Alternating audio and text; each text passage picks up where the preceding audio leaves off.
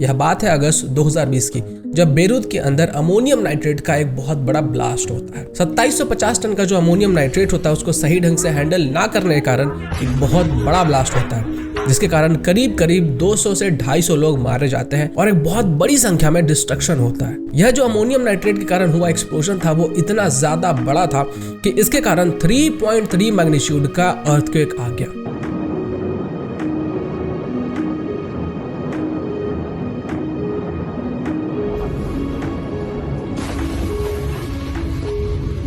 Ammonium nitrate पकड़ा गया है वेस्ट बंगाल के अंदर, हमारे इंडिया के अंदर। एनआईए ने वेस्ट बंगाल के अंदर 27,000 किलो का जो अमोनियम नाइट्रेट है उसको पकड़ा है और उसके साथ ही 1625 केजी का जो जिलेटिन स्टिक्स होते हैं उनको पकड़ा है। अब ये जो इतने ज्यादा संख्या में अमोनियम नाइट्रेट और जिलेटिन स्टिक्स को बरामद किया गया है, इनको यूज किया जाता है बॉम्ब बनाने के लिए। इतनी ज्यादा संख्या में जो अमोनियम नाइट्रेट पकड़े गए, साथ ही साथ जो जिलेटिन स्टिक्स पकड़े गए, उनको सप्लाई करने वाले 2 व्यक्ति थे, जिनका की नाम है मिराजुद्दीन अली खान जो कि बोकारो का है और मीर मोहम्मद नुरुज़मान ऑफ बीरभम। अब सोच कर देखिए कि इतने ज्यादा अमाउंट में जो जिलेटिन स्टिक्स और अमोनियम नाइट्रेट पकड़े गए हैं, अगर ये एनआईए के द्वारा पकड़े गए नहीं होते तो अभी शायद हमारे देश में कितना बड़ा बम धमाका हो रहा होता। अब ये जो दोनों अक्यूज्ड है, इसमें से जो एक अक्यूज्ड है मीर मोहम्मद नुरुज़मान, यह वेस्ट बंगाल में सर्विस करता था, गवर्नमेंट एम्प्लॉय था। विकास भवन के अंदर इसकी नौकरी लगी हुई थी और ये वहां पे नौकरी किया करता था। अब सोचने वाली बात यह है कि ऐसा व्यक्ति जो कि इतने ज्यादा अमाउंट में ऐसे एक्सप्लोसिव सप्लाई कर रहा है,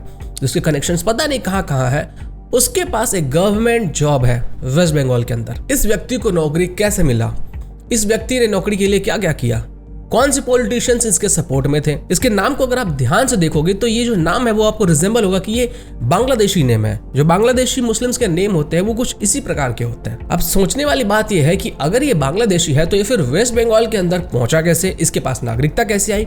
और इसके साथ साथ इसे जॉब कैसे मिल गया, वो भी गवर्नमेंट? हमारे देश के अंदर नॉर्मली लोगों को जल्दी जॉब नहीं मिलता है और यहाँ पे एक आतंकवादी को गवर्नमेंट जॉब मिला हुआ है और वो भी विकास भवन के अंदर। इससे पहले कि आपके मन में कुछ और डाउट्स आए, कुछ आर्टिकल्स मैं आपके साथ शेयर करना चाहूंगा। इन आर्टिकल्स में आप पढ़ सकते हो कि ईडी ने बहुत जगहों पर रेड किया है जहां पे कि वेस्ट बंगाल के अंदर बांग्लादेशी जो लोग हैं वो इंडियन बन के रह रहे थे।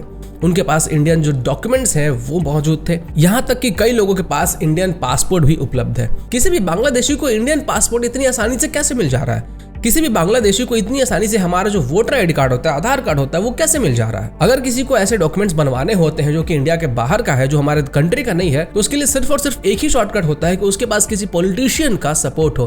किसी पॉलिटिशियन ने ऑर्डर दिया और वहां के जो लोग थे गवर्नमेंट ऑफिसर्स, उन्होंने उनका डॉक्यूमेंट बना दिया। अब दूसरा सवाल ये आता है कि इतने सारे जो एक्सप्लोसिव्स पकड़े गए हैं वो इतनी आसानी से वेस्ट बंगाल में पहुंच कैसे गए?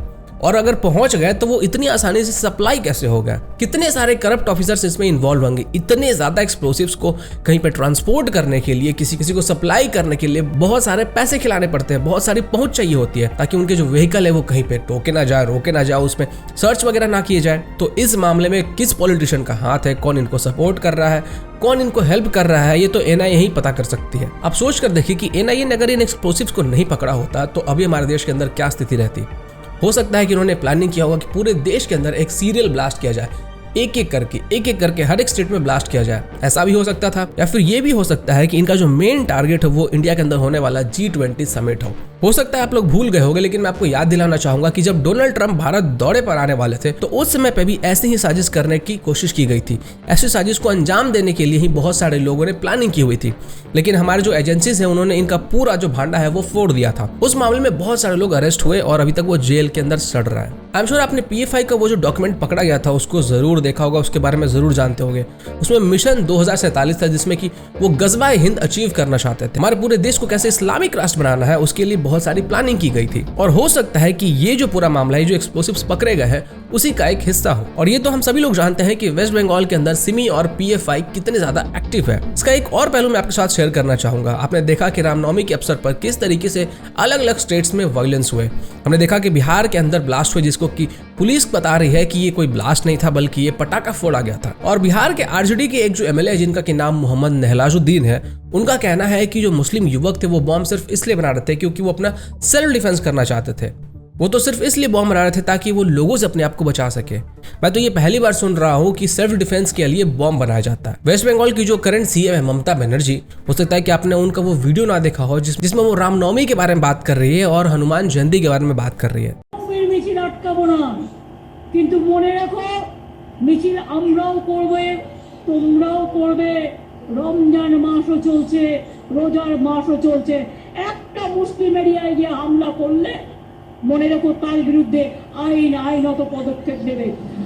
यहाँ पे मेरा सवाल आप सभी लोगों से है कि आखिर ममता बनर्जी मुस्लिम्स के लिए इतना ज्यादा सपोर्टिव क्यों रहती है। ऐसा क्यों देखा जाता है कि जब भी कोई वायलेंस होता है तो उसके लिए जो जिम्मेवार ठहराया जाता है वो ममता बनर्जी हिंदू को जिम्मेवार ठहराती है। क्या इसलिए कि बांग्लादेश से जो रिफ्यूजीज आते हैं वो सब के सब मुस्लिम होते हैं और वेस्ट बंगाल में आके शरण लेते हैं, जिनमें से कि बहुतों के पास इंडियन पासपोर्ट तक मौजूद है। और क्या इसीलिए ममता बनर्जी एनआरसी का विरोध करती है, क्योंकि जो एनआरसी है वो आइडेंटिफाई करता है कि हमारे देश के अंदर हमारे देश के अपने लोग कौन से हैं और हमारे देश के जो बाहर के लोग हैं वो कौन से हैं। इन सब सवालों के जवाब मैं आप लोगों से जानना चाहूंगा।